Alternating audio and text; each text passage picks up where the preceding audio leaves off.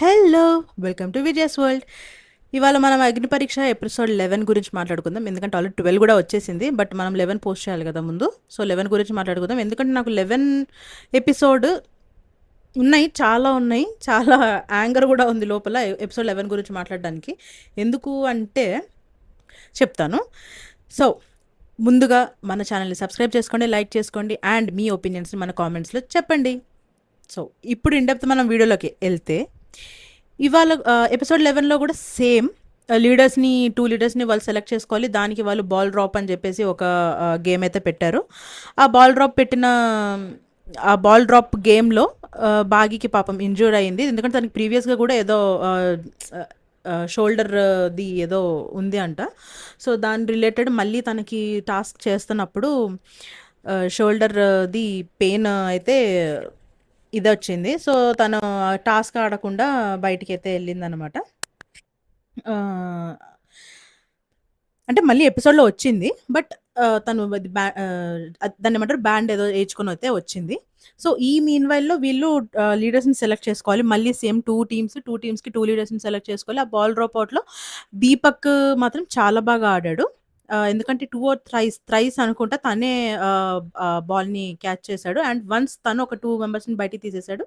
Next వేరే వాళ్ళని యాక్చువల్గా గేమ్ రూల్స్ ఏంటి అని అంటే ఎవరైతే బాల్ క్యాచ్ చేస్తారో వాళ్ళు ఒక 2 మెంబర్స్ని దాంట్లో రేస్లో నుంచి లీడర్షిప్ రేస్లో నుంచి తీసేయాలన్నమాట.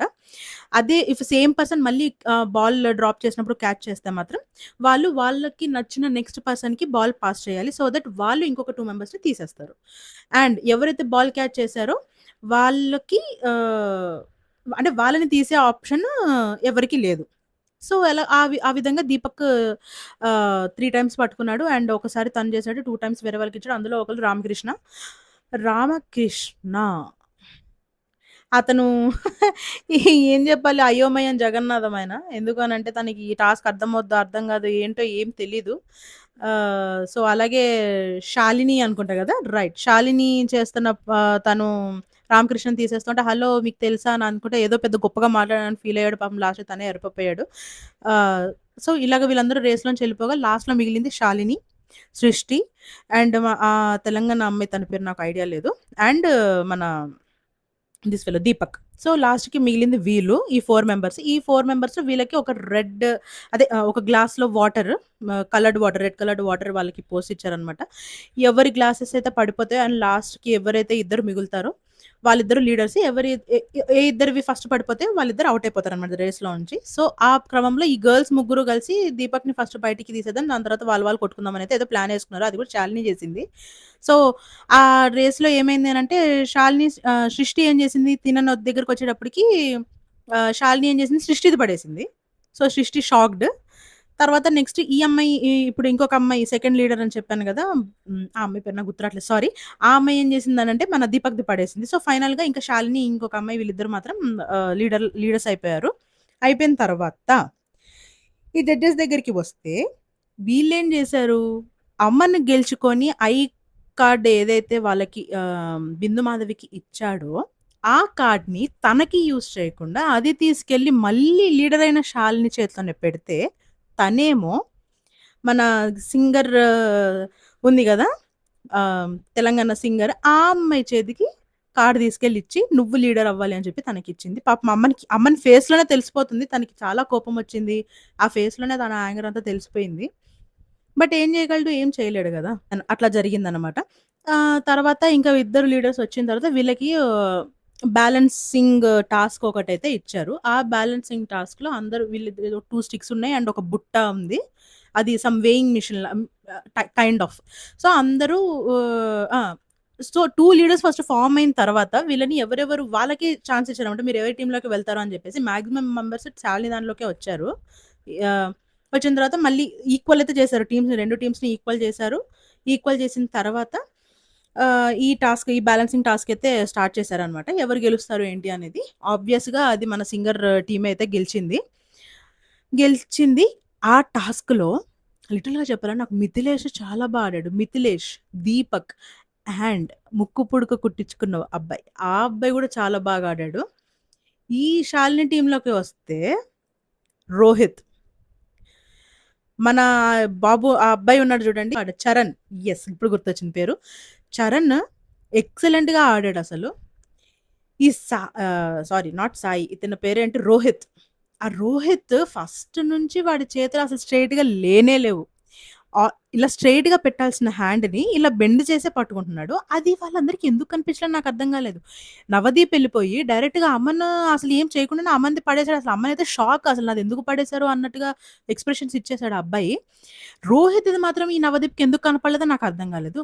ఈవెన్ దో బిందు మాధవికి కూడా కనపడలేదు. మన అభిజిత్‌కి కూడా కనపడలేదు. శ్రీముఖికి కూడా కనపడలేదు. వై? ఎందుకని అంత పార్షియాలిటీ ఎందుకు?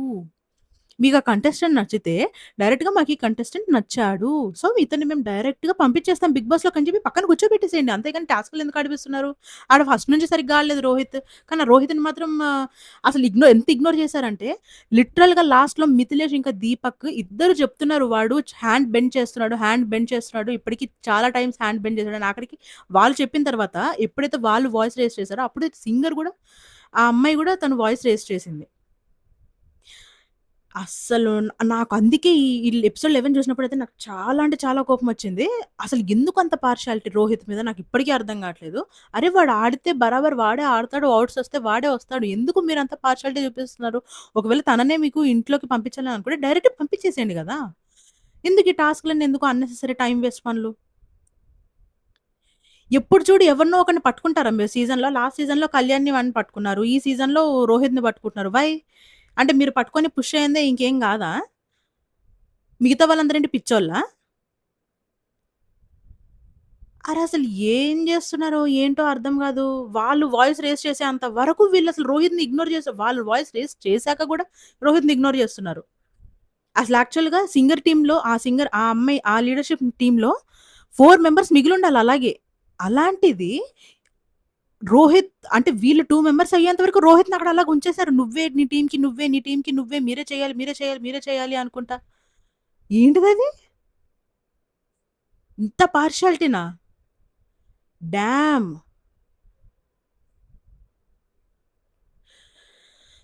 వీళ్ళు మారరు. ఈళ్ళు ఎప్పటికీ మారరు. అవి మనము మారము. ఎందుకంటే అవి చూసి మేము మీకు చెప్పాలి కాబట్టి మేము మారము. చూడాల్సిందే చచ్చినట్టు. మధ్యలో శ్రీముఖి. కమాన్ రోహిత్ అసలు చాలాగా ఇది అసలు వీళ్ళ పొగడ్తలు చూడండమ్మా. అసలు రోహిత్‌ని బయటికి అదే లీడర్‌షిప్ దాంట్లోంచి బయటికి తీసేసినందుకే అబ్బా! వెరీ వెల్ డిఫెన్స్ అది ఇది అని చెప్పి హైప్ ఇచ్చేస్తున్నారు. ఎందుకు? ఎప్పుడు వాడే అవ్వాలా? అప్పుడు మీరే డైరెక్ట్‌గా వాడిని తీసుకొచ్చి కూర్చోబెట్టాల్సింది గదా! లీడర్‌గా. మళ్ళీ లీడర్‌కి ఎందుకు బాల్ క్యాచ్, తొక్క తోలు అనుకుంట ఆ గేమ్ పెట్టడం ఎందుకు మరి? డైరెక్ట్ రోహిత్‌నే చేసేయాల్సింది మరి లీడర్‌ని. బుల్‌షిట్. అసలు ఏం జేస్తున్నారో, ఏంటిదో అసలు మీ ప్రాబ్లమ్ నాకేం అర్థం గాట్లేదు. చాలా టూ మచ్ ఉన్నది మీదంతా. సో, ఇలాగా ఎ ఈ ఎపిసోడ్ 11లో మాత్రం ఈ 2 టాస్క్స్ అయినియి. 2 టాస్క్స్‌లో ఒకటి ఆహ్, లీడర్‌షిప్ టాస్క్. ఇంకొకటి ఆహ్, లీడర్‌షిప్‌ది అయిపోయిన తర్వాత ఎవరు గెలిచారు ఇది ఇది జరిగింది. ఇది ఆబ్వియస్‌గా సింగర్ ఇదే అయింది. అండ్ ఓట్ అప్పీల్‌కి తను "నువ్వు యూజ్ చేసుకుంటావా ఓట్ అప్పీల్ లేకపోతే నీ టీమ్‌లో ఎవరికన్నా ఇస్తావా?" అంటే తను మన ఓల్డ్ బస్తీ, పాత బస్తీ, ఓల్డ్ బస్తీ కా షాన్ ముక్కు పుడక ఆ అబ్బాయికే ఇచ్చింది. కానీ చాలా బా ఆడాడు ఆ అబ్బాయి. సో, ఆ అబ్బాయికి ఓటపీల్ ఇచ్చింది. ఆ అబ్బాయి ఫుల్ ఇచ్చి పడేసినాడు మన తెలంగాణలో ఓటపీల్ ఇచ్చుకొని. నెక్స్ట్ ఈళ్ళందరూ కలిసి మళ్ళీ శాలినికే ఇచ్చారు. ఎందుకంటే శాలిని కంటే మిథిలేష్ ఉన్నాడు, దీపక్ ఉన్నాడు. ఆడిన వాళ్ళల్లో చరణ్ ఉన్నాడు ఓటపీల్ చేసుకోవడానికి. వీళ్ళందరిని వదిలేసి మళ్ళీ తీసుకెళ్ళి శాలినికే ఇచ్చారు. శాలిని అక్కడ లీడర్‌గా ఉంది అంతే. వాళ్ళ లీడర్స్ ఇద్దరు గేమ్ ఆడలేదు. అందుకనే ఆమె సింగర్ గూడా ఏం చేసింది? ఎళ్లి మన ఓల్డ్ సిటీ షాన్‌కి ఇచ్చింది. ఓటపీల్ చేసుకోవడానికి. మరి జడ్జెస్ అందరూ తీసుకెళ్ళి శాలినికే ఇచ్చారు. ఎంత జస్ట్ ఒక దగ్గర ఇలాగా ఏదో ట్రిక్ చేసి సృష్టిని తప్పుదారి పట్టించి ఈమె గెలిచేసి లీడర్ అయిపోయినందుకు నువ్వు ఆ అమ్మాయికి ఇచ్చేస్తావు. శాలినికి ఇచ్చేస్తారా? ఓటపీలు? అది ఎవరికివ్వాలి ఏంటి అనేది ఆ మాత్రం ఇంకిత జ్ఞానం టాలీ కూడా చేసుకోలేరా?